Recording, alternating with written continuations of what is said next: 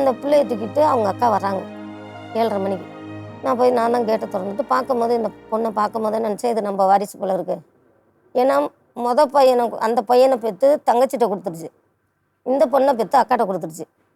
அன்றைக்கி தான் நான் போய் அந்த 1 வருஷம் 1.5 வருஷத்தில் அன்றைக்கி தான் அந்த பாப்பாவை பார்க்குறேன். போயிட்டு தான் வந்துக்கிட்டு தானே இருக்கேன்.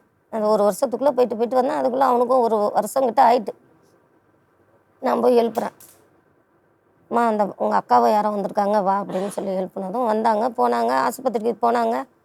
அப்படியே ஆஸ்பத்திரியிலேருந்து ஆம்புலன்ஸில் வச்சு கொண்டு போய் என் கண்ணு முன்னாடியே அந்த பிள்ளைய நாங்கள் மேடம் எங்களில் நாங்கள் மாட்டோம் வச்சோன்னா அந்த வேதனையை என்னால் தாங்கவே முடியல. என் பிள்ளை கடந்து கதறான், என் பிள்ளை நெருப்பு தாங்க மாட்டானே, என் பிள்ளை நெருப்பு தாங்க மாட்டானே, ஒரு சூடு பட்டாலும் இது பண்ணுவானே கடந்து தவிக்கிறான்.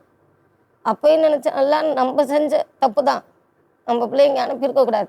சரின்னா அதோட நான் வீட்டுக்கு வந்துட்டோம். என்ன தெரியுமாம்மா, 2 விதமான கல்ச்சர் புரியுதுங்களா? அது வரும்போது உங்களுக்கு எப்போவுமே அந்த ஒரு மனஸ்தாபம் இருக்கும். ஆனால் நீங்கள் எப்படி இதை பார்க்கணுன்னா, பசங்க சந்தோஷமாக இருந்துட்டால் பிரச்சனை இல்லை.